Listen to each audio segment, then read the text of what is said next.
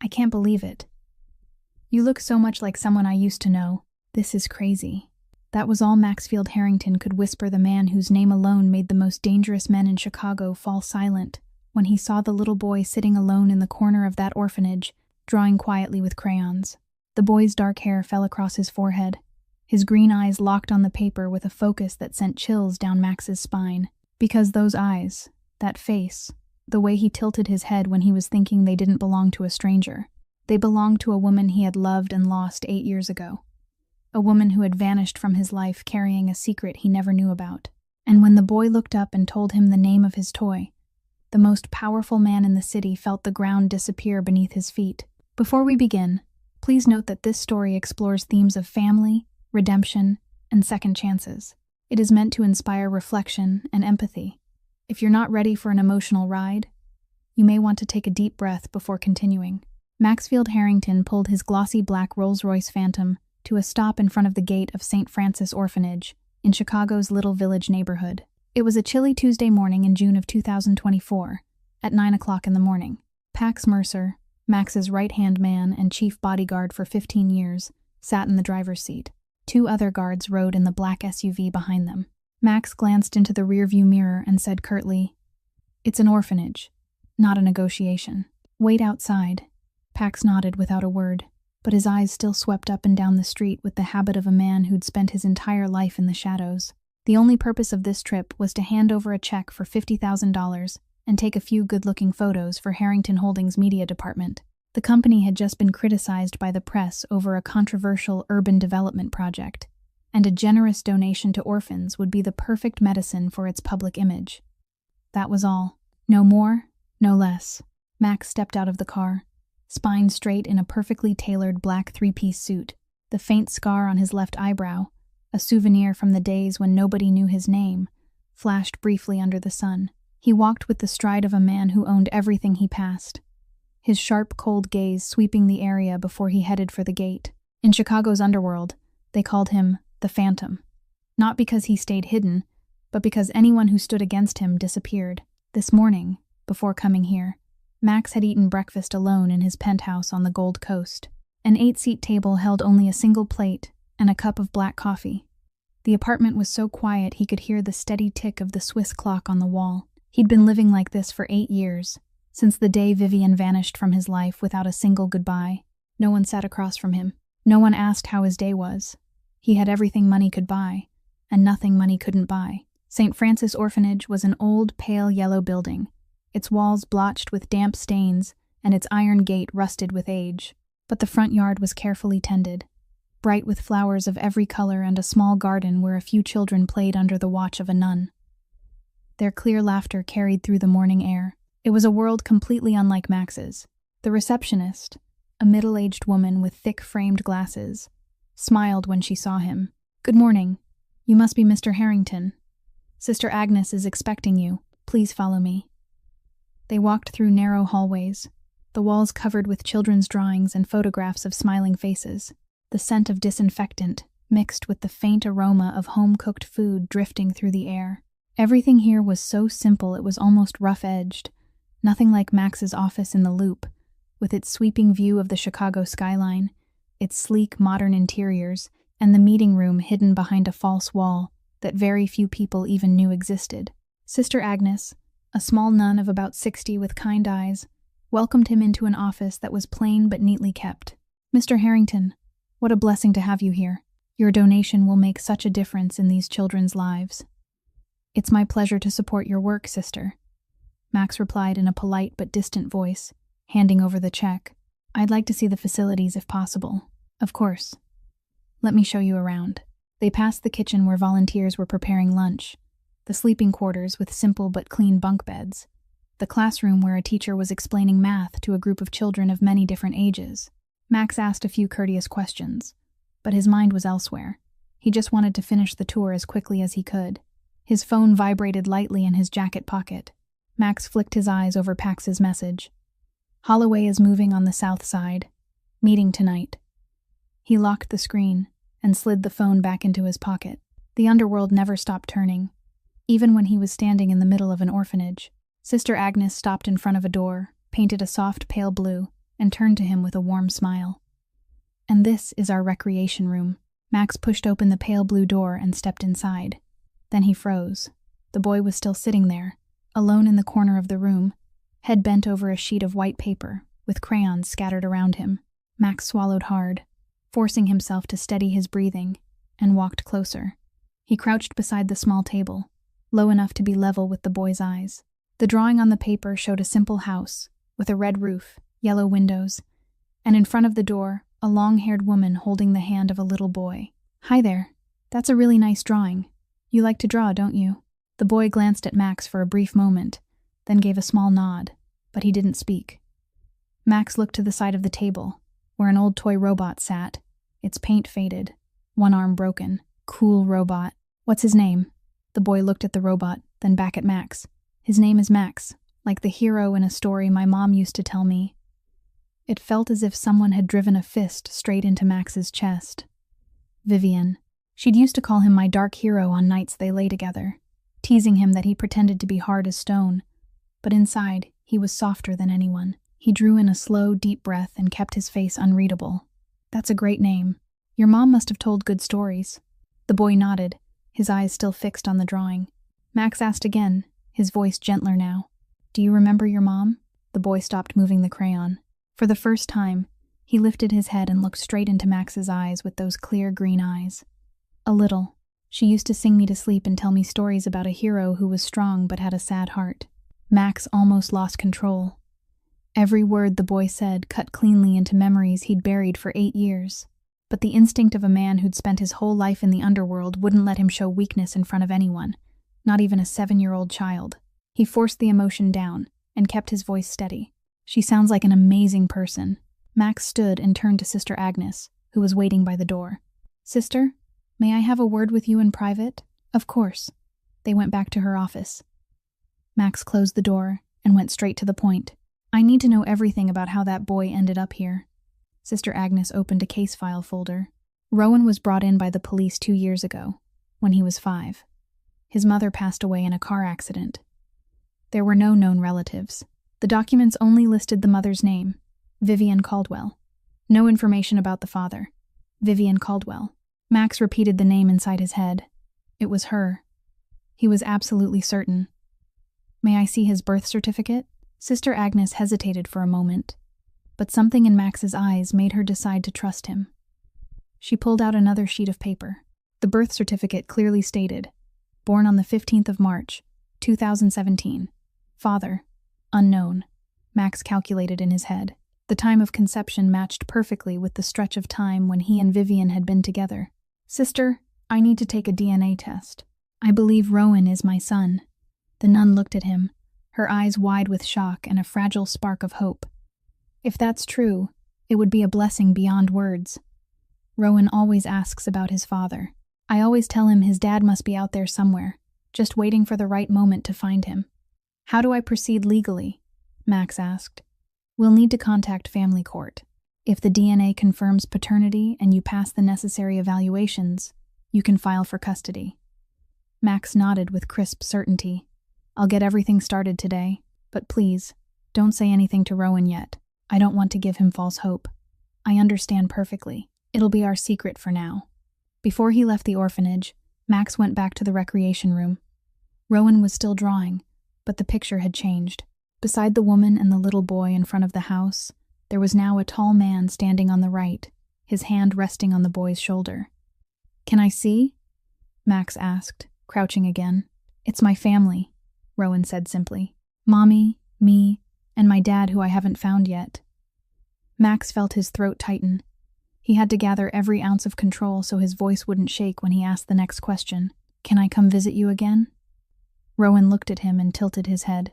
"You can, but why would you want to visit me?" Max thought carefully, then answered, "Because you remind me of someone very special I knew a long time ago." And for the first time since Max had walked into this room, Rowan smiled. In that smile, Max didn't just see Vivienne. He also saw the dimple in the boy's left cheek, the very same dimple Max himself had had since he was a child. The moment Max slid into the back seat of the Rolls-Royce, he pulled out his phone and canceled every appointment on his schedule for the day. He called Dr. Warren Griffith, the private attorney who'd been with him for 15 years, and demanded an urgent meeting tonight. Then, he called the most reputable lab in Chicago and booked a DNA test for the following morning. Pax drove in silence for a while, then glanced at the rearview mirror. "What happened in there, boss? I've never seen you like this." Max stared out the window. Chicago's streets drifted past like a blurred film. He stayed quiet for a long time before he finally said, "I think I have a son, Pax."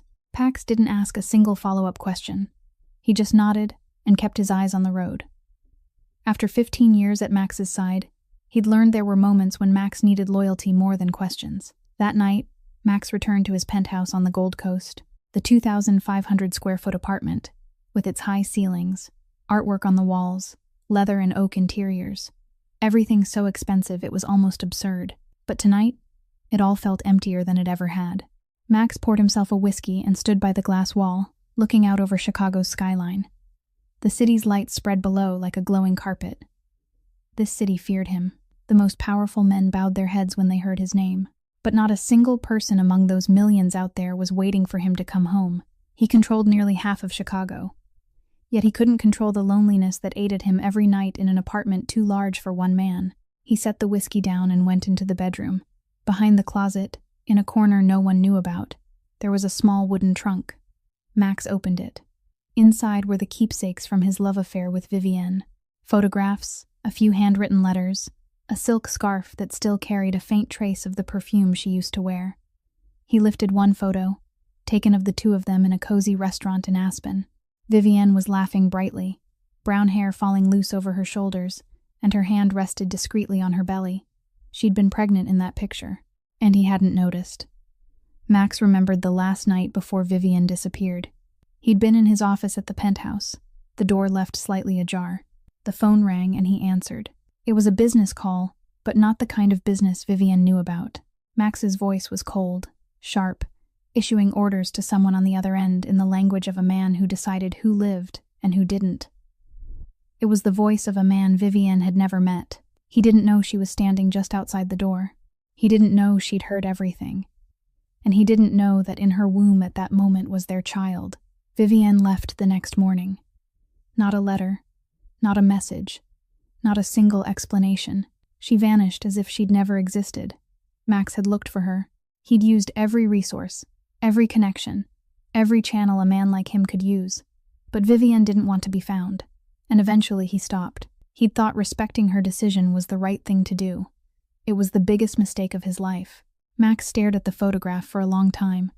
Then he remembered a detail Sister Agnes had shared when they spoke privately in her office. She'd said that when the police found Vivienne's car after the accident, there'd been an envelope in the glove compartment. Inside was a letter addressed to Harrington Holdings' office. The letter had never been sent. Vivienne had been on her way to find him when the accident happened. She'd decided to come back. She'd decided to tell him about Rowan, but fate hadn't allowed it. Max sat on the edge of the bed, the photograph still in his hand. "Forgive me, Vivienne," he whispered, his voice rough in the empty room. "Forgive me for not being there when you needed me, but I promise I'm going to take care of our son now." He set the photo down, opened his laptop, and began researching the process of establishing paternity through genetic testing, the process of filing for custody, the required psychological and social evaluations, the timelines and the documents he'd need. He read every clause, every step, every referenced case. He was ready to do all of it, and more, if it meant bringing Rowan home. The clock read 3 o'clock in the morning. Max still hadn't slept. For the first time in his life, the most powerful mafia boss in Chicago was wide awake, not because an enemy was threatening him, not because of a multi-million-dollar deal, but because of a 7-year-old boy sitting with crayons in an orphanage in Little Village, drawing a family he still hadn't found. The next morning, Max arrived at the lab at 7 o'clock, an hour before it opened. Dr. Warren Griffith was already there, a briefcase in hand, every required document arranged the night before. The technician unlocked the doors earlier than usual when he saw the two men waiting in the hallway. Max sat in the sampling room chair and calmly rolled up the sleeve of his suit, but his jaw was clenched tight. When the technician said the results would be ready in 48 hours, Max looked straight into his eyes. "Do it in 24. I'll pay whatever it takes." "Mr. Harrington?" Griffith cut in, his tone steady, the voice of someone who'd handled pressure for years. I understand your urgency, but we also need time to prepare the legal paperwork. I'll start drafting the petition for paternity recognition and the request for temporary custody while we wait." Max nodded but didn't say anything else. Outside the lab, Pax leaned his back against the wall beside the entrance, his eyes never stopping their sweep of the parking lot. He counted the cars around them, watched every person moving along the sidewalk, noted the emergency exit at the end of the corridor and the stairwell behind the building. It was a habit he'd never been able to break, the habit of a man who'd lived his whole life in the shadows. In Pax's mind, there was only one simple thought. If the boss said that was his son, then the boy would be protected with security equal to the boss himself. The following day, Max's phone rang at 10 o'clock in the morning. The lab was calling. "Mr. Harrington, the results are ready. You can come pick them up." Max canceled every morning meeting and drove there immediately. Griffith was already waiting in the lobby. They were led into a private room. The technician came out holding a file, but instead of handing over the results right away, he paused and said, "Mr. Harrington, there was a contamination issue with the first sample. We had to run the test again." Max's face drained of color, not pale with fear in the way he'd known on nights when danger pressed close, pale in the way of a man who'd just glimpsed the thing he wanted most, and suddenly believed it might be ripped from his hands. Griffith placed a hand on his shoulder and gave a light squeeze. The technician continued, "But the second run is complete. Here are the results." He handed over a sealed white envelope. Max took it. His hand was shaking. For the first time in his life, the hands that had signed multi-million-dollar contracts and held the power of life and death in Chicago's underworld were trembling, not because of danger, because he was terrified of losing what he hadn't even had time to hold. He opened the envelope, pulled out the page, and read the line of the report. Probability of paternity, 99.99%. Max leaned back against the wall and closed his eyes for a second. Official. Rowan was his son. The emotion hit twice as hard because he'd just lived through the moment where it felt like he might lose everything. "Congratulations, Max," Griffith said, his voice warmer than usual. "Now we can start the legal process. With this result, we can file for emergency temporary custody. If the judge rules in our favor, maybe in 2 weeks." 2 weeks is still a long time," Max said softly, his eyes still locked on the paper. He walked out of the lab and pulled out his phone, calling Pax at once. His voice turned sharp again, decisive and cold. "Security around St. Francis. Now. Discreet. 24/7. No one knows why. No one asks questions. My son is in there." Pax didn't need anything more. "Understood, boss. I'll have a team in place within the hour." The protective instinct in Max had fully activated. Rowan was now the most precious thing in his life, but at the same time, he was also the most dangerous weakness.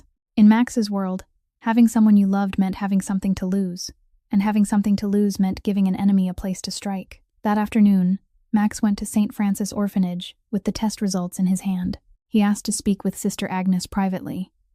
When the office door closed, he placed the paper on her desk. "It's true, sister. Rowan is my son." The nun picked up the results and read them with eyes already blurred by tears. "What a blessing," she said, her voice thick. "He always knew somehow. He always said his father would come for him." "Can I keep visiting him every day?" Max asked. "Of course. In fact, it'd be wonderful for him to bond with you before the transition. But can I tell him?" "Not yet, sister. I want to wait until the legal process is further along. I don't want to raise his hopes only to have them crushed by some bureaucratic problem." Sister Agnes nodded and dabbed at her eyes with the corner of her handkerchief. "I understand. It'll be our secret for now." Max stood and looked out the window toward the playground, where Rowan was sitting alone on a low bench, drawing. His son. Those 2 words still felt so new they were almost unreal, yet so certain nothing could shake them. From that day on, Max reorganized his entire schedule. He arrived at the office at 6 o'clock in the morning, handled the most urgent matters before noon, then spent the entire afternoon at St. Francis Orphanage with Rowan. His life split into 2 halves that couldn't have been more opposite. In the morning, Max sat in a dark conference room under dim golden light, making cold decisions in a voice no one dared to challenge.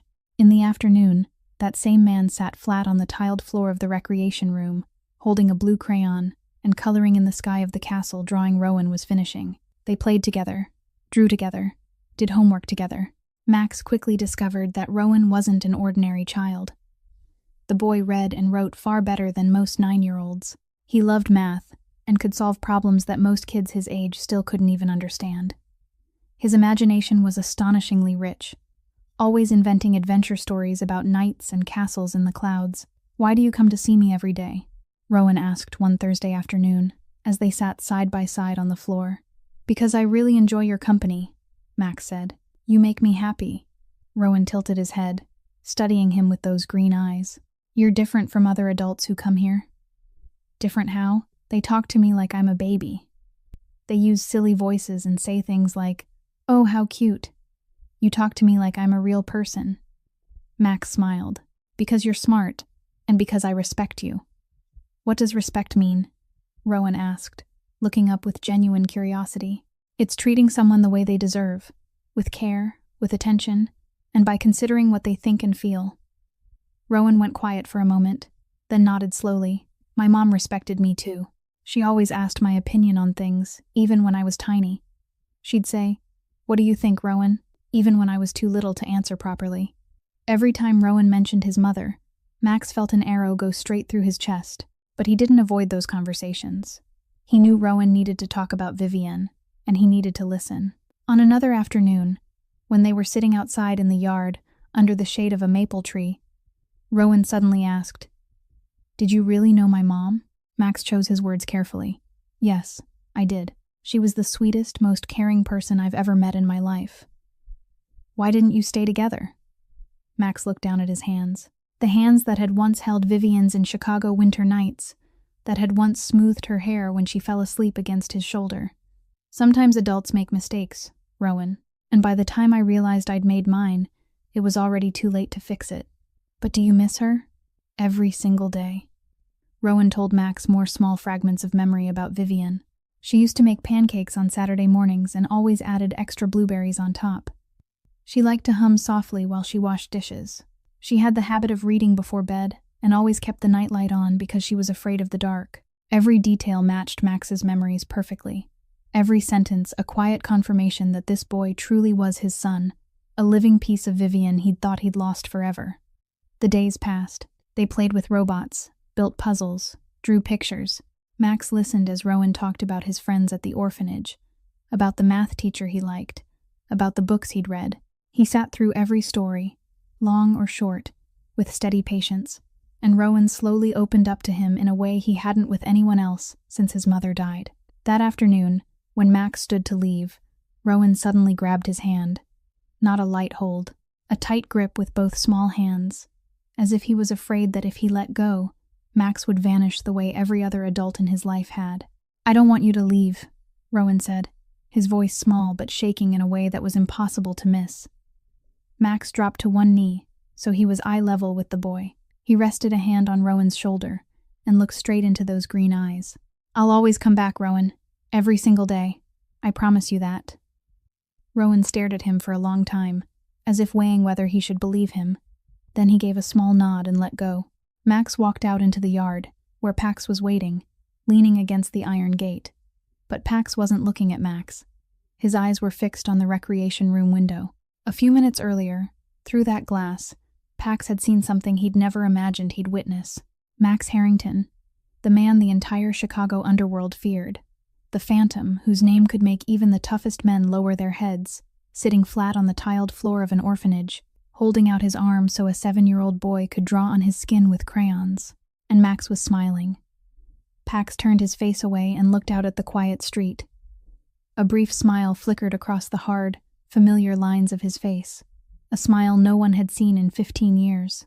He thought, quietly, that the boy inside had just done what no one in this world had ever been able to do.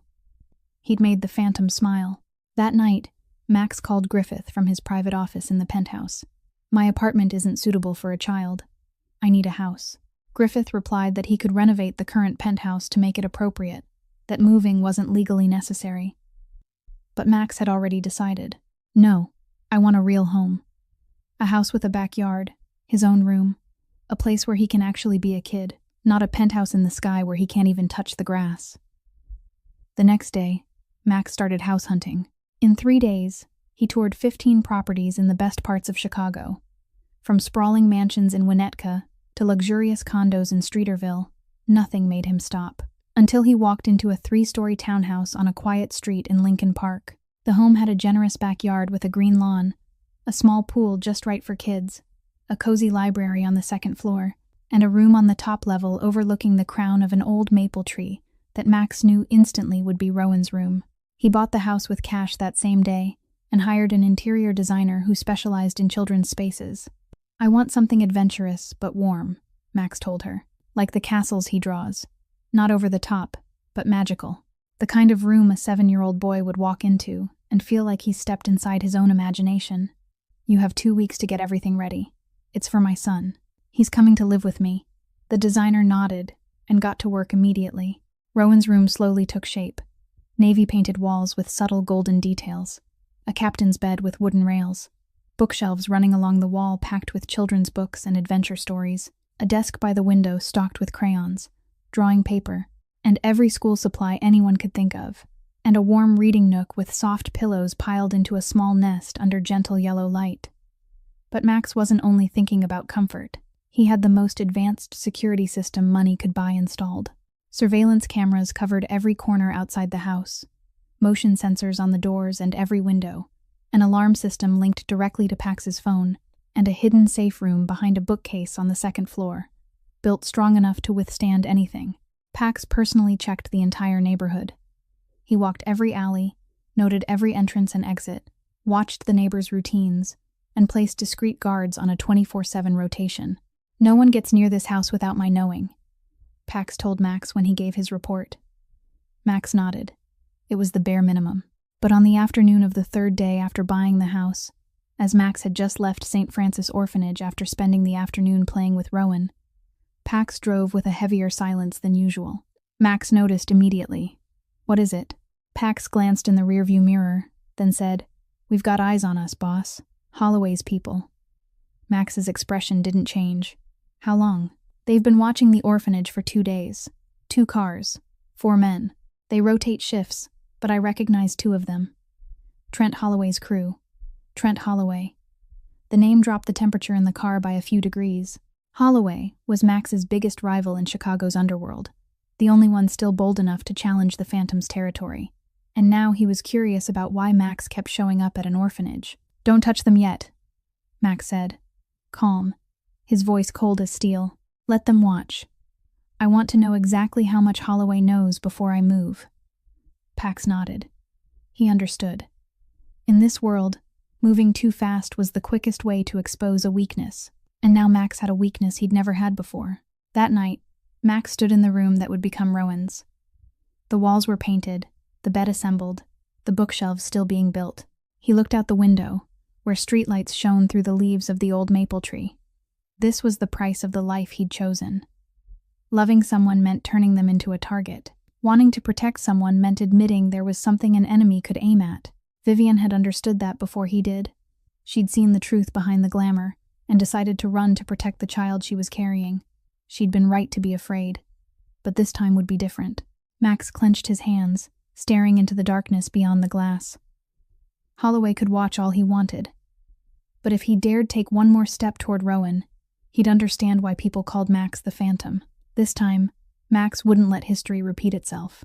On an ordinary afternoon like any other, Max was sitting beside Rowan on a wooden bench in the orphanage yard. Rowan had just finished a new drawing and was coloring in the flowers in the garden of his imaginary castle. All at once, the boy set his crayon down and turned to Max with an expression that was unusually serious. "Can I tell you a secret?" Max looked at him, his heart tightening slightly because he didn't know what was coming. "Of course. You can tell me anything."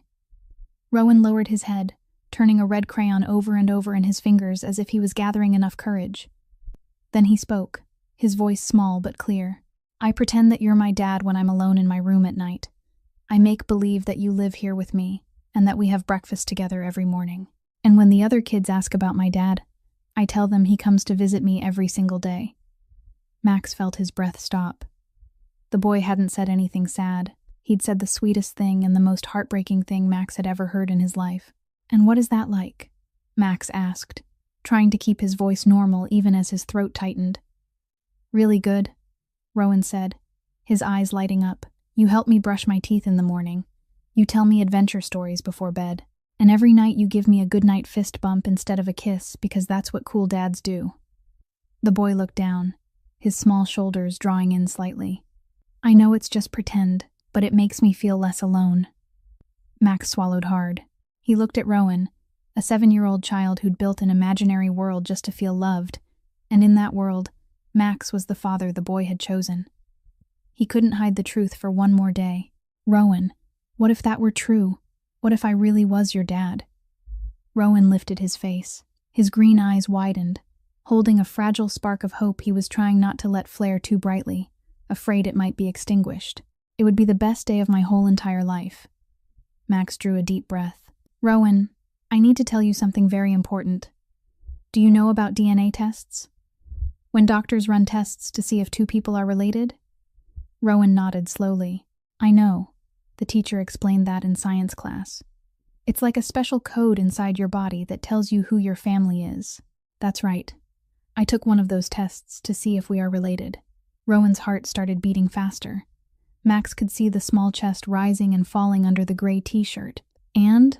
What did it say? It said that I am your dad, Rowan. Your real dad. Silence. The longest moment in the whole story. The world seemed to stop turning. The sound of children playing on the other side of the yard disappeared. The birds singing in the maple tree disappeared. There were only a father and a son staring at each other across a few inches that felt like 7 years. Then Rowan began to cry. Not the crying of sadness. Not the crying of fear. The crying of absolute joy. Pure and unfiltered. The kind of joy only a 7-year-old who had just found his father could feel. For real? You're my real dad? For real, for real? For real. That's why you reminded me of someone special the first time I saw you. Because you are my son, Rowan, and I love you more than anything in this world. Rowan threw himself into Max's arms with a force no one would have expected from a small, thin boy. He wrapped his arms around Max's neck, pressed his face into the shoulder of the expensive suit, and his tears soaked the fabric, but neither of them cared. I knew it, Rowan sobbed. I knew you were special. From the very first day you walked in. I knew it. Why did it take so long to find me? Because I didn't know you existed, son. But now that I know, I'll never leave you alone again. And in that moment, what had never happened before, happened. Maxfield Harrington, the coldest mafia boss in Chicago, the man his enemies didn't dare look in the eye, the phantom whose name alone made the underworld tremble, was crying. Crying for real. No hiding it, no holding it back. Tears slid down that iron-hard face while the 7-year-old boy held him as if letting go might turn it all into a dream. 7 years of absence, that hadn't been a choice, melted in that embrace. 7 years of loneliness. 7 years of guilt he hadn't known he carried. 7 years this child had waited. All of it poured into one single hug in the yard of an orphanage on a June afternoon. When the tears had eased, Rowan lifted his face, eyes red and swollen, but his smile bright. Does this mean I'm going to live with you? Max wiped his son's tears away with his thumb. I'm getting a beautiful house ready for us, with a special room just for you. It's like the castles you draw, with a captain's bed, shelves full of books, and a desk with every crayon and pencil you could ever want. Rowan's eyes went wide. Really? A room just for me? Just for you. To decorate however you want. And will you sleep there too? I'll be in the room right next to yours. Forever. Rowan hugged Max again, this time softer, calmer, the hug of a child who'd finally found where he belonged. On Tuesday, the social worker, Miss Jolene Crawford, came to inspect the new house in Lincoln Park. 2 hours before she arrived, Max personally checked every room, one by one. The hidden safe room behind the bookcase on the 2nd floor had been locked with its own private code and disguised perfectly behind thick encyclopedia volumes. Every trace connected to his old world had been put away or removed. On paper, Max Harrington was the CEO of Harrington Holdings, a legitimate real estate and restaurant conglomerate. No one knew anything else, and Max was going to keep it that way. Miss Crawford was a woman of about 45, with sharp eyes and a blunt, straightforward way of speaking. She walked through each room, taking careful notes, checking the kitchen, the living room, the backyard, and she lingered for quite a while in Rowan's room. This is a beautiful home, Mr. Harrington, she said, looking around the Navy room with the captain's bed and the bookshelves running along the wall. I can see you've prepared very thoughtfully. The only thing missing is his drawings, Max said. I want him to decorate it however he likes. This is his room, not mine. Miss Crawford nodded and wrote a few more lines. She asked about schooling plans, about childcare when Max was at work, about how he planned to balance his job and being a father. Max answered each question clearly and with certainty. He'd cut back his work hours. He'd hired a nanny named Carla Nguyen with excellent experience and an outstanding record, and he'd chosen St. Martha School close to the house. When she left, Miss Crawford shook Max's hand and said, I'll be writing a very positive report. You've clearly taken this responsibility seriously. On Thursday night, the evening before the hearing, Max went to St. Francis Orphanage one last time as a visitor. As he walked through the iron gate, Rowan ran out from the courtyard, his face bright. Dad! The call rang out across the yard. A few nuns turned and smiled. Max caught Rowan in his arms and lifted him. Hey, buddy. How was your day? Good. But I was counting the hours until you came. They sat side by side on the familiar wooden bench in the yard. Max explained to Rowan that tomorrow they would meet a judge, someone who would decide whether Rowan could go home with him or not. Rowan listened, his green eyes more serious than any 7-year-old's should be. What if he says no? Max placed a hand on his son's shoulder. Then we wait a little longer and try again. But I want you to know one thing, Rowan. Nothing in this world, no judge, no law, no one, changes the fact that you are my son. That is true today. It'll be true tomorrow, and it'll be true forever. Rowan nodded and hugged Max one more time before Max left. That night, neither of them could sleep. On Friday morning, Max arrived at the Cook County Courthouse at 8 o'clock, wearing the finest dark gray suit he owned, a navy tie Rowan had once said. It matches my room, and perfectly polished Oxford shoes. Dr. Warren Griffith was waiting at the entrance, a thick file in hand, his expression confident but focused. Relax, Max. We have everything in our favor. The DNA results, the excellent social report, your financial stability, and most importantly, the obvious bond between you and Rowan. Outside the courthouse, parked 2 rows away, Pax sat in the black SUV with an earpiece in. His eyes swept the parking lot, tracking every car that came and went, every person walking past the courthouse entrance. 2 other guards stood at opposite corners of the building, blending into the crowd, but their eyes never stopped watching. Even at the courthouse, in broad daylight, the protective habit never turned off. Sister Agnes arrived with Rowan 10 minutes later. The boy wore the white button-down shirt and dark blue slacks Max had bought him the week before. His hair was neatly combed to the side, and his green eyes lit up when he saw Max. Dad! Rowan ran down the hallway and launched himself into Max's arms. How are you feeling, buddy? Nervous, but happy. Do you think the judge is going to like me? Max smiled. It's impossible not to like you. You're perfect. The hearing was held in a small, welcoming room designed specifically for cases involving children. Judge Harold Whitmore, a man of about 55 with a kind face and sharp eyes, sat behind an oak desk. He read through the file, then turned to Rowan with a gentle voice. Rowan, do you know why we're here today? Yes, Your Honor. To decide if I can go live with my dad. And do you want to go live with Mr. Harrington? I really do. He's the coolest dad in the whole wide world. He plays with me every day, teaches me new things, and he bought me a tablet so I can draw whenever I want. The judge smiled. And how do you know he's your father? Rowan went quiet for a moment, as if he was searching for exactly the right words for something he felt deep inside. Then he said, Because when I look at him, I feel like I'm home. And because his eyes look just like mine. The courtroom fell silent. Judge Whitmore turned to Max and asked about the responsibility he was taking on, about his plan to balance work with fatherhood, about the school he'd chosen, and most importantly, about how he planned to preserve Vivian's memory in Rowan's life. Max answered every question with steady certainty and honest sincerity, without needing to prepare, because this wasn't a script. This was his life. After reviewing everything, Judge Whitmore said, I find that Mr. Maxfield Harrington has demonstrated not only biological paternity, but also a genuine and deep commitment to this child's well-being. I hereby grant the petition for permanent custody. Rowan leaped up from his chair and threw himself into Max. We did it, Dad. We did it! Max held his son tight. His jaw clenched, his eyes burned. His hand trembled slightly on Rowan's back, but he didn't cry. Not here. Not in front of the judge, the attorney, and strangers. The instinct of a man who'd controlled his emotions in public his entire life held him steady. Just enough, but the smile on his mouth couldn't be hidden. "Congratulations to you both," Sister Agnes said. Her eyes read too. "Rowan, now you have what you've always wanted."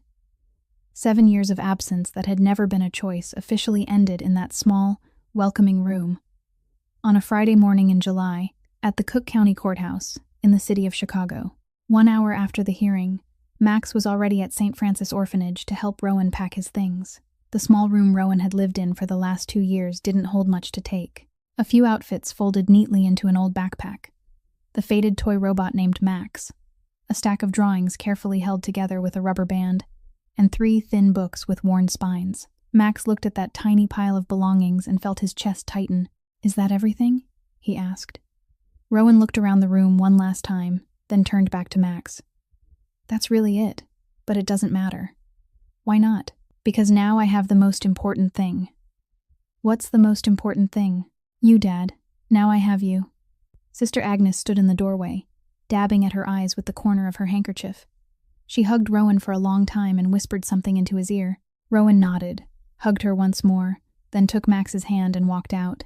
In the Rolls-Royce, Rowan sat in the back seat with the child safety seatbelt Max had installed the week before. The whole drive from Little Village to Lincoln Park, the boy never stopped talking. He talked about his friends at the orphanage, the new drawing he wanted to finish, the food he wanted to try, the cartoon he liked. "Dad, can I call you Dad forever?" "Always, son. Forever." "And will you pick me up from school every day?" "Every day that I can." "And when I can't, Auntie Carla will pick you up. She's a really nice person who's going to help us." "Is she nice like Sister Agnes?" "Very nice. You'll like her." When the car turned onto a quiet street in Lincoln Park and stopped in front of the 3-story townhouse, Rowan froze on the sidewalk. His mouth fell open, but no sound came out. He stared at the house with the blooming front garden, the big oak door, and the warm light glowing from the windows. "Is this where we're going to live?" "It's our home, Rowan. Yours and mine." "Our home," the boy repeated, tasting each word on his lips as if it were the sweetest thing he'd ever been given. "I've never had a home of my own before." Max lifted Rowan into his arms and carried him over the threshold. "Now you do, and you will forever." Before he walked Rowan through the house, Max stepped into each room one pace ahead. His eyes swept quickly over the windows, the blind corners, the exits. Pax had already checked the whole house. Everything was secure. But the habit of a man who'd lived his whole life in the underworld never vanished. Only when he was sure everything was fine did he take Rowan's hand and begin the tour. The spacious living room with a large television and a soft couch. The kitchen with granite counters where Rowan could help cook. The backyard with a green lawn, a swing set, and a small playhouse painted in bright colors. Rowan ran from room to room, eyes wide, his voice bursting out in constant amazement. "And now," Max said, stopping in front of a door decorated with golden stars. "Let's see your room." When the door opened, Rowan couldn't speak. The navy walls with gold details, the captain's bed with wooden rails, the bookshelves along the wall packed with adventure stories, the desk by the window with crayons and drawing paper stacked neatly, the reading nook with soft pillows under warm yellow light, and the toys lined up in order on the shelves. "Is it all mine?" Rowan whispered, as if speaking too loudly might shatter the dream. "All yours. To decorate however you want, mess up however you want, and be happy however you want." Rowan ran to the bed and jumped onto it. "It's the softest bed in the whole entire world," Max laughed. That night, Max cooked the first dinner for the two of them, mac and cheese with fresh vegetables. Rowan insisted on helping, climbing onto a stool to reach the sink, stirring the cheese with a wooden spoon almost as big as his arm. After dinner, Max helped Rowan bathe in a tub full of bubbles and rubber ducks. Rowan laughed so hard water splashed across the bathroom floor, and Max, the man who always wore a perfect suit without a single wrinkle, sat there in a soaked shirt, laughing more than he'd laughed in 8 years. After that, Max tried to brush Rowan's hair. The result was a messy mop that looked even worse than before, but they looked at each other in the mirror and burst out laughing. At bedtime, Max read 3 adventure books. Rowan chose one about pirates, one about knights, and one about a space explorer. When the last one ended, Rowan lay in the captain's bed, eyes heavy, but his mouth still smiling. Dad? Yeah, buddy? You're my happy ending. My hero who came to find me. Max smoothed his son's hair. You're the one who saved me, Rowan. I was very lost before I found you. But now neither of us is lost anymore, right? Never again. Rowan closed his eyes, and Max stayed beside him until the boy's breathing settled into an even rhythm. Max stood, turned off the light, left the star-shaped nightlight projecting onto the ceiling, and gently closed the door. But around 2 o'clock in the morning, Max jolted awake to the sound of crying from the next room. He rushed into Rowan's room within seconds. The boy was curled up on the bed, tears all over his face, trembling, both hands gripping the blanket. Hey, what happened, buddy? I'm right here. Rowan looked at Max with panicked eyes. I had a dream that you disappeared, like Mom. I woke up and the room was dark and I didn't know where I was and I thought maybe it wasn't real. Maybe I'm still at the orphanage. Maybe all of this is just a dream. Max sat on the bed and pulled his son into his arms. Feel my heartbeat? He placed Rowan's hand on his chest. Can you feel it? Rowan nodded, tears still sliding down. I'm right here, son. This is real. This is our home. And when you wake up tomorrow morning, I'll still be here. Rowan gripped Max's shirt with both hands. Don't go. Please. Stay here tonight. Max lay down beside his son in the captain's bed and pulled the blanket up over both of them. I'm not going anywhere. Not tonight. Not ever. Rowan curled into Max's arms, his head resting on Max's chest, and slowly fell asleep again. The boy's breathing evened out. His small hands loosened little by little, but they still held onto a corner of Max's shirt. Max stayed awake until morning. He watched his son's face in sleep, peaceful, trusting, and so fragile it made Max's heart ache. When the first sunlight slipped through the curtains, Max eased himself out of bed. He walked to Rowan's backpack and took out the photograph of Vivian that he'd quietly tucked inside the day before. He placed it on Rowan's bedside shelf, right beside the toy robot named Max, in the spot the boy would see first when he opened his eyes each morning. He didn't say anything. He didn't whisper. He didn't promise. He simply set the photograph down and stood there, watching his son sleep for a little longer, because there are moments when silence is stronger than any promise. The first days in the new house passed in small moments, the kind both father and son were learning to grow into. Max learned how to cook for a 7-year-old.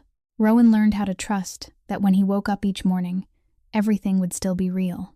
On an early weeknight, while Max stood in the kitchen stirring a pot of mac and cheese for dinner, Rowan sat on a stool by the counter, feet swinging, watching Max with an unusually thoughtful expression. Dad, can I ask you something? You can always ask me anything, buddy. Why didn't Mommy ever tell me about you? Max stopped stirring. The question didn't surprise him. He'd known it was coming, but it still hurt. He set the wooden spoon down and turned to his son. I think she was scared, buddy. Sometimes grown-ups get scared that things won't work out, and they end up making decisions that they regret later. But what was she scared of? She was scared that I wouldn't be able to keep you safe. And she loved you so much that she'd rather do everything alone than take that risk. Rowan thought about that answer for a long time. Were you angry at her? No, Max said, his voice gentle but certain. Sad. Very sad. But not angry. Your mom loved you more than anything in this world, Rowan.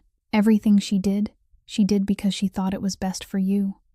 Rowan nodded slowly, as if the answer had filled a space he'd carried inside for a long time. Then the boy reached into his pocket and pulled out something tiny.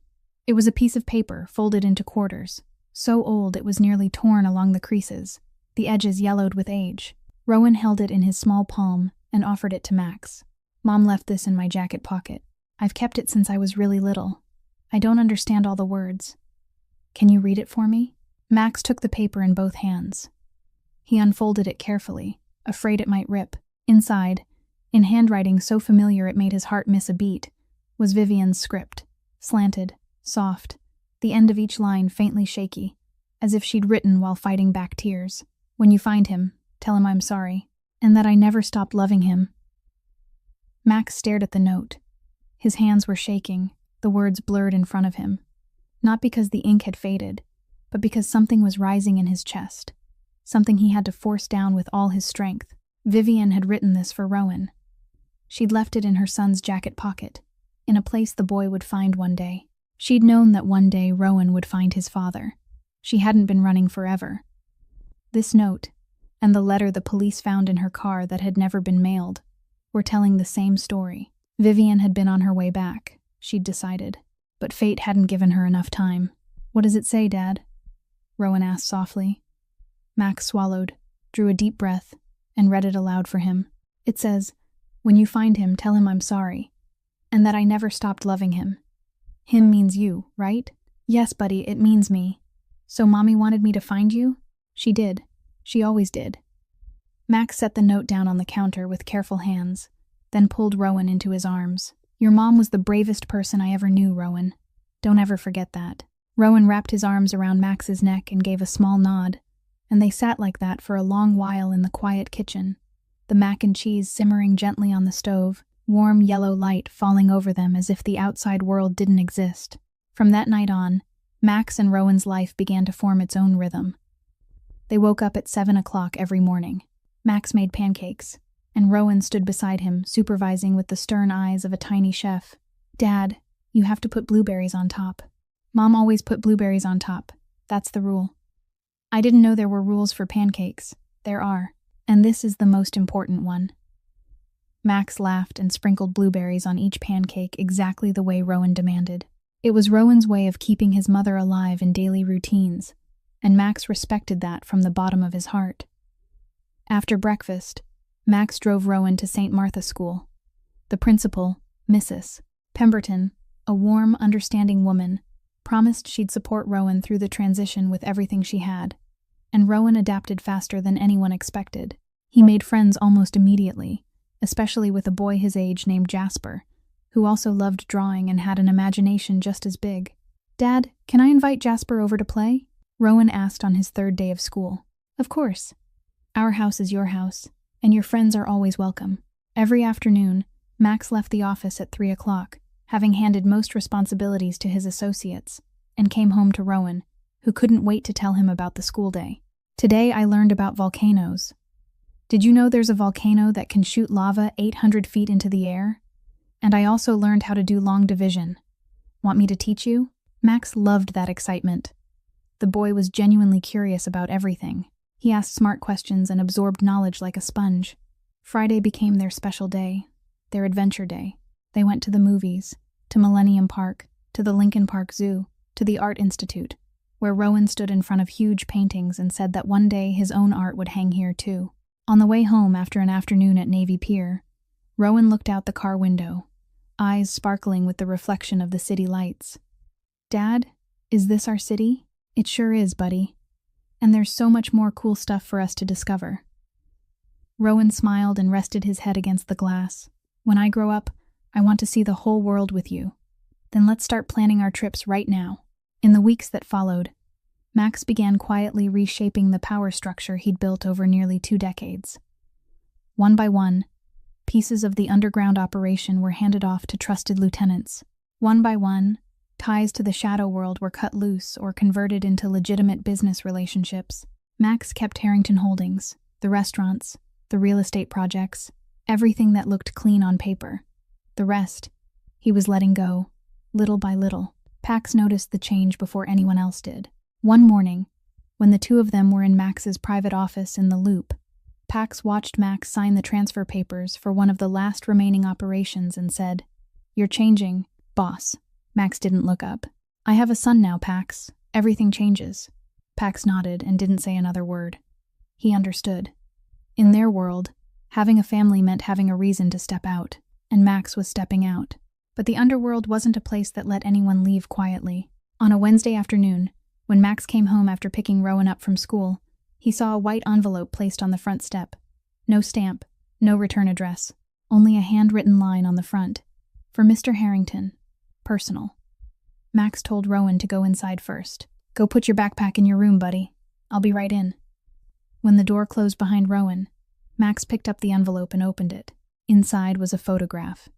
A photo of Rowan walking out of the gate at St. Martha's School, backpack on his shoulders, eyes down on the sidewalk, unaware that someone was taking his picture from across the street. On the back of the photo, in handwriting Max recognized instantly, was a line from Trent Holloway. "Nice kid. Shame if something happened to his routine." Max stared at the photograph, stared at his son's face in that image, stared at the threat written on the back. And in that moment, anyone who expected Max Harrington to explode, slam a fist into the wall, roar, or storm out with a gun in his hand would have been completely disappointed, because Max did none of those things. He was perfectly calm, colder than ice. He set the photograph down on the console table by the front door. He breathed evenly, slowly. Then he took out his phone and called Pax. "Come to the house, now." 15 minutes later, Pax stood in Max's private office on the second floor. The door shut tight. Max showed him the photo and the message. Pax read it, jaw clenched. He looked up at Max, and in that moment, Pax saw something he'd seen only twice in 15 years at Max's side. It was in Max's eyes. Not anger, not worry, the look of absolute stillness, the stillness of a man who'd made a final decision and couldn't be moved by anything in this world. The 2 previous times Pax had seen that look, the men who received it never showed up in Chicago again. Max said only 3 words. "Activate everything. Tonight." Pax slipped the photograph into the inside pocket of his jacket. "Understood, boss." Then he left. That night, Max read to Rowan, brushed his hair, and put him to bed like any other night. He sat by Rowan's bedside until the boy's breathing turned steady. Then he went downstairs, sat in his office with the lights off, and waited. His phone stayed silent all night. No calls, no texts. The silence itself was the answer. The next morning, while Max was making pancakes for Rowan in the kitchen, the morning news played on the television. The reporter announced that businessman Trent Holloway had abruptly left Chicago for good the night before. His entire business operation was in the process of being dissolved. His closest associates had also left the city. No one knew the exact reason. No one knew what had happened overnight. "Dad, who's that man on TV?" Rowan asked, looking up from his plate. Max turned the TV off and smiled. "Nobody important, buddy. Eat your pancakes before they get cold." 10 minutes later, Max's phone vibrated once. A text from Pax. Brief. "He won't be a problem anymore, boss. Ever." Max read it, deleted it, and set his phone face down on the table. He looked over at Rowan, carefully placing each blueberry onto the last pancake in neat rows, green eyes focused, dark hair slightly messy from sleep, completely unaware of the storm that had swept through the city overnight and disappeared before sunrise. Max watched his son and thought silently, "You'll never know this dark side of me, Rowan. You'll never have to. But I'll burn this whole world down before I let anyone touch you." That afternoon, Max called a meeting. Not at Harrington Holdings' office. At a private location only the closest inner circle knew. He met with each loyal subordinate, one by one, and delivered his final decision. Every remaining underground operation would be transferred immediately, not gradually, not step by step. Right now. From this point on, Harrington Holdings would be a purely legitimate business empire. No more hidden conference room behind a false wall. No more midnight calls. No more unmarked envelopes with no return address. The Phantom disappeared from Chicago's underworld. Not because an enemy defeated him, not because the law came for him, but because a 7-year-old boy was sitting at a kitchen table, lining blueberries on pancakes, and calling him Dad. 1 month after the day Rowan officially came home, Max hosted a special party at the house in Lincoln Park. He invited Rowan's classmates from St. Martha School, a few staff members from St. Francis Orphanage who'd cared for Rowan for 2 years, Sister Agnes, and even a magician who specialized in children's shows. The backyard was decorated with balloons in every color. A long table covered with a white cloth was piled high with sweets and fruit juice, and a small speaker played cheerful music. When Rowan ran downstairs that morning and saw the backyard transformed into a party, he turned to Max with wide eyes. "But it's not my birthday, Dad." Max crouched down to his son's level and smiled. "It's not your birthday. It's our family's birthday. The day we officially celebrate becoming father and son." The party turned out better than anything Max could have imagined. Rowan laughed until he couldn't breathe when the magician turned a handkerchief into a stuffed bunny, then made a coin vanish from Jasper's hand, leaving the boy shouting in amazement.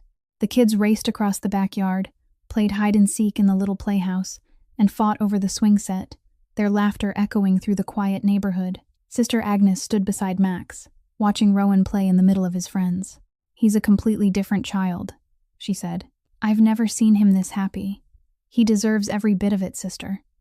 But the gift Rowan loved most wasn't the magician or the cake. It was a photo album Max had spent an entire week preparing. When most of the guests had gone, and only the two of them were left on the living room sofa, Max handed Rowan a brown leather album. This is a special gift. It's photos of your mom when she was young, so you can see what she was like before you were born. Rowan opened the album with hands so gentle, it was like he was holding a treasure. The first page was a photo of Vivienne at about 20, standing by Lake Michigan, wind blowing her hair across her face, her smile bright. Rowan touched the picture lightly with one finger. She was so beautiful, he whispered. He turned page after page, pausing at every photo, studying his mother in different moments. Vivienne reading in a cafe, Vivienne laughing at someone just outside the frame, Vivienne standing by a Christmas tree, holding a small gift box, her eyes catching the glow of the lights. And she was always smiling, Rowan said, his voice both happy and sad. She was, Max said, just like you make me smile every single day. Rowan hugged the album to his chest. Can I keep this in my room? Of course. It's yours. And whenever you want to talk about your mom, I'll tell you everything I remember about her. Let's play a little game for those of you still watching. Drop the word heart in the comments. Only those who made it this far will truly understand. Let's continue with the story. That night, after every balloon had deflated and every scrap of wrapping paper had been cleaned up, the two of them sat side by side on the back steps, looking up at Chicago's night sky. The city lights washed out most of the stars, but a few of the brightest still glittered above the old maple tree. Rowan was quiet for a long time, longer than usual, and Max knew his son was thinking about something important. Dad, can I ask you a really serious question? You can always ask me anything, buddy.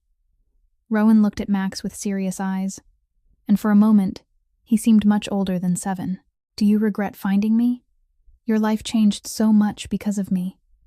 Max didn't answer right away, not because he needed to think, but because hearing that question from a 7-year-old made him realize his son had been carrying this worry for a long time. Too afraid to ask, he pulled Rowan into his arms, let the boy lean back against his chest, and spoke slowly, clearly, letting every word sink in. Rowan, you are the best thing that has ever happened to me in my entire life. Before I found you, I had money. I had power. I had everything that people think matters. But I didn't have a family. I didn't have anyone to come home to. I didn't have anyone to make pancakes for on Saturday morning. You taught me what it means to be truly happy, and I wouldn't trade a single second of this life for anything I had before. Max's eyes grew hot. He swallowed hard.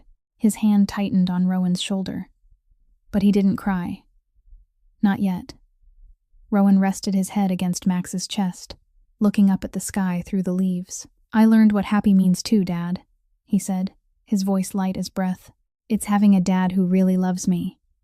They sat like that for a long time, father and son under the stars, in the house they both called home, and Max understood that everything he'd given up, every ounce of power, every underground empire, every year spent living in the dark, it had all been worth it just to have this moment. 6 months after Rowan came home, Max sat in the parent conference room at St. Martha School, across from Mrs. Pemberton. The principal beamed, Rowan's file open on the table. Mr. Harrington, I have to tell you that Rowan is one of the brightest students I've ever had in my career. He's smart, creative, incredibly sociable, and so kind with his classmates. The other children adore him. How is he adjusting emotionally? Max asked. Perfectly. He's a well-balanced, happy child. He talks about you all the time, always with so much pride, and he's made wonderful friends, especially Jasper. Those two are inseparable. Then Mrs. Pemberton opened a folder and pulled out a drawing. I want to show you something. Rowan drew this in art class last week. She placed the drawing on the table. Max looked down and felt his throat tighten. It was a crayon drawing, vivid and astonishingly detailed for a 7-year-old. At the bottom was a big house with a garden full of flowers. In front of the door, a tall man in black was holding the hand of a small boy in blue. They were both smiling, and above them, in a bright blue sky, was a long-haired woman with white wings, smiling down at the two of them. When I asked him about the drawing, Mrs. Pemberton said, her voice thickening slightly. He said, "It's my dad, me, and my mom who turned into an angel to protect us from up in heaven." Max stared at the drawing for a long time, his fingertip resting lightly on the winged woman in the sky. He handles his mother's absence incredibly well, Mrs. Pemberton continued. He doesn't show sadness. On the contrary, he always says his mom is happy in heaven because she knows he's being well taken care of. Max brought the drawing home and put it on the refrigerator with a star-shaped magnet. That night, when the two of them were sitting on Rowan's bed after story time, Max mentioned it. "Your teacher showed me your family drawing today. It's really beautiful." Rowan smiled. "Did you really like it? I wanted to draw Mommy too, because even though she's not here, she's still part of our family. Of course she is. She always will be." Rowan looked at Vivian's photograph on his bedside shelf, the photo Max had placed there on the first night. "Dad, can I tell you another secret?" "You always can. Sometimes I talk to Mom before I go to sleep. I tell her how my day was. I tell her about school, about Jasper, about the pancakes we made, and I thank her for making me and for making you find me." Max swallowed hard. "And what do you think she says?" Rowan smiled and looked up at the ceiling as if he could see through it. "I think she gets really happy, and she says she loves me, and that she likes you a lot too." Max smoothed his son's hair. "I think you're right, buddy. I think she does." Then, on a weekend morning, while Max sat at the kitchen table drinking coffee, Rowan came running down the stairs with a stack of papers pressed tight to his chest, face shining like he'd found treasure. "Dad, sit right there. Don't move. And close your eyes." Max set his coffee down and closed his eyes, a small smile on his mouth. "Okay, they're closed. No peeking, no peeking, I promise." He heard small feet rushing closer, the soft rustle of paper, and then Rowan spoke in the most serious voice a 7-year-old could manage. "Okay, open your eyes." Max opened them. Rowan stood in front of him, holding up a 10-page stack of paper, carefully stapled together. The cover was colored in elaborate crayon designs, with neat, clear handwriting across the top. "The Story of Dad and Rowan," by Rowan Harrington. Max took the little book in both hands. He opened the first page. On the left was a drawing of a man sitting alone in a big, empty room, staring out a window. On the right, in Rowan's careful handwriting, were the words, "Once upon a time, there was a very sad dad because he didn't know he had a son." Second page. A drawing of a small boy sitting on a bed in a room full of bunk beds, holding a toy robot, and a very lonely little boy who wished very much to find his dad. Max turned the pages. Page after page, Rowan had drawn their entire story. The orphanage with the iron gate and flowers filling the yard. Their first meeting in the recreation room, the tall man crouched beside the little table. The courtroom with the judge, behind the big wooden desk. The black car carrying them home. The Lincoln Park house with the swing set in the backyard. The two of them sitting together under the stars. The last page. A drawing of a man and a little boy holding hands in front of the house. Above them, the sun was shining, and the winged woman smiled. The words underneath. "And they lived happily ever after, because love is the strongest thing in the world." Max stared at the last page. And for the second time in his life, Maxfield Harrington cried. No holding it back, no hiding it, no turning away. Tears ran down his face and fell onto the page, blurring one corner of the sky Rowan had colored in blue. The first time he'd cried was when he learned the truth about his son in the orphanage yard. This time, he cried because he was seeing the whole story of their lives retold in crayons and a 7-year-old heart. "What do you think, Dad?" Rowan asked, his voice tight with hope. Max wiped his eyes with the back of his hand and looked at his son. "It's the most beautiful book I've ever read in my entire life." "Really? Really, really? Really, really? And you know what I'm going to do? I'm going to get this book printed for real, with a hardcover and everything, so we can keep it forever." Rowan's eyes lit up. "That's so cool. Can I write another book?" "You can write as many books as you want, buddy. You are a very talented writer and artist." Rowan jumped up and wrapped his arms around Max's neck, and Max held him tight, the little crayon book still in his hand, more precious than any multi-million-dollar contract he'd ever signed in his life. 2 years passed. Rowan was 9 now, taller, thinner, his black hair still falling into his forehead, but his green eyes shining with a confidence he hadn't even known existed 2 years earlier. He was chosen to be the student speaker at St. Martha School's 3rd grade graduation because he had the highest academic record in his class. On the morning of the ceremony, Max stood in front of the mirror in his bedroom, buttoning a white dress shirt and rolling the sleeves up to his forearms. No black suit, no tie, no Patek Philippe. Today he wasn't Maxfield Harrington, CEO of Harrington Holdings. He was only Rowan's dad, coming to watch his son graduate 3rd grade. When they arrived at the school, Max shook hands with other parents, smiled, made small talk, looking no different from any other father in the crowd. But at the school gate, standing under the shade of a big maple tree, Pax Mercer was still there, an earpiece tucked discreetly in his ear, eyes sweeping the parking lot, and the steady flow of people coming and going. No one noticed him. Pax had always known how to become invisible when he needed to. Even though Max had left the underworld completely, even though Harrington Holdings was now a clean corporation with no darkness behind it, the shadow of the past never vanished entirely. Pax understood that better than anyone. He wasn't the bodyguard of a mafia boss anymore. He was the bodyguard of a father, and he did that job with no less devotion. The small auditorium at St. Martha was decorated with balloons and congratulatory banners. Parents filled the rows of chairs, cameras and phones already raised. Max sat in the middle section, right by the aisle, where Rowan could see him from the stage. After Principal Pemberton gave a short speech and handed out awards to each student, Rowan was invited to the podium. The boy stepped up with steady feet, both hands holding the paper he'd prepared, but he didn't look down at it even once. He looked straight at the audience and began to speak in a voice that was clear, calm, and so sincere, the whole auditorium fell silent. Dear classmates, parents, and teachers, thank you for letting me speak today. I learned so many important things at school: reading, writing, math, science, but the most important thing I learned wasn't from a textbook. He paused. I learned that family isn't just who is born with you. Family is who chooses to love you every single day. I learned that it's never too late to find the people you love, and that love can happen in the places you least expect. I want to thank my dad, who found me when I needed it most. Rowan looked straight at Max in the crowd. You didn't just find me, Dad. You chose me. Every single day. And that's what makes you the best dad in the world. The whole room applauded. Many parents wiped away tears. Mrs. Pemberton stood at the side of the stage, one hand pressed to her chest. Max stood and clapped. Tears rolled down his cheeks, but this time he smiled through them.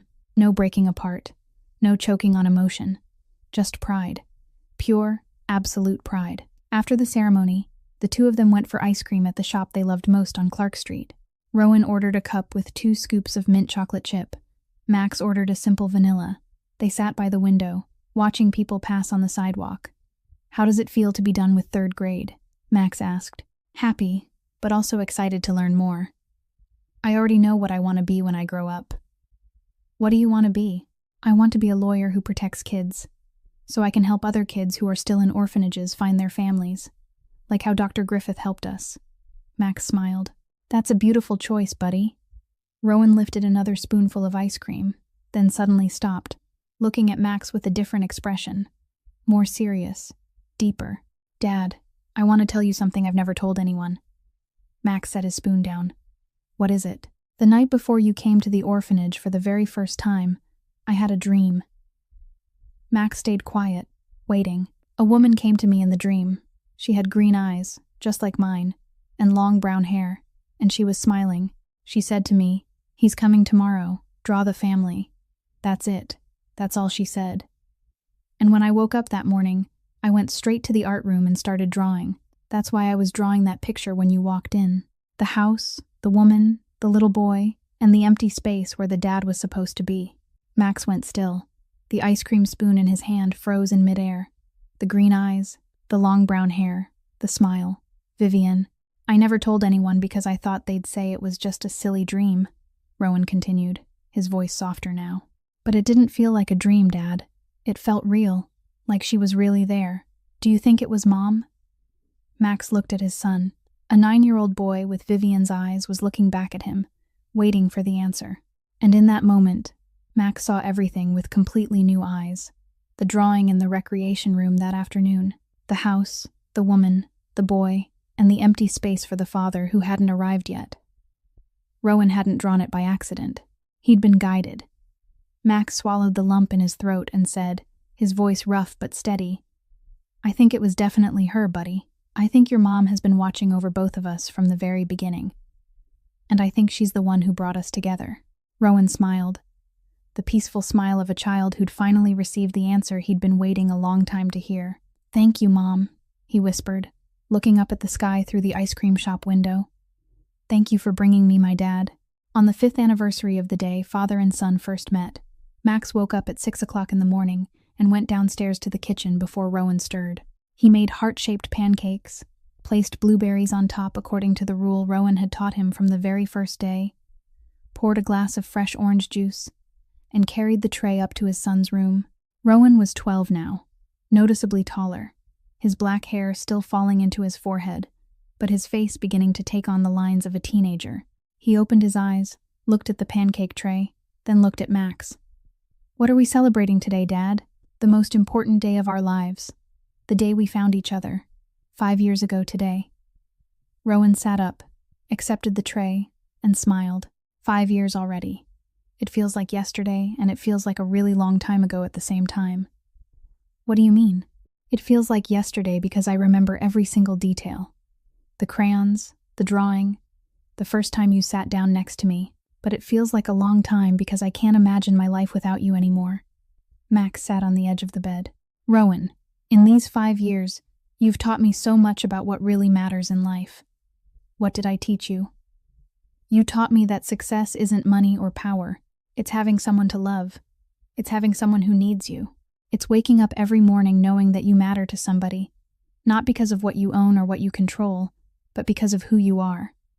Rowan nodded slowly, then spoke in that calm voice that sometimes made Max forget his son was only 12. "You taught me things too, Dad. You taught me that love is patience when someone is learning something new. Love is being there even when it's hard. Love is making pancakes on Saturday morning even when you're tired." He paused. "And love is also letting someone change who they are so they can become who they're supposed to be." Max looked at his son. That sentence carried more weight than it seemed to on the surface. Rowan would never know about the phantom, about the underworld, about the midnight calls and the envelopes with no return address. But somehow, the boy understood that Max had changed, that the man sitting in front of him today wasn't the man who'd walked into the orphanage 5 years ago, and Rowan respected that change without needing to ask why. That afternoon, the two of them drove to St. Francis Orphanage. The old pale yellow building Max had first visited was completely transformed now. Thanks to Max's steady donations over 5 years, the orphanage had been fully renovated. The dorm rooms were repainted in bright, cheerful colors. A new playground with slides, swings, and climbing structures replaced the empty patch of grass from before. A small but well-stocked library had been added on the first floor. "Sister Agnes!" Rowan ran through the iron gate, now repainted and gleaming, and threw his arms around the elderly nun.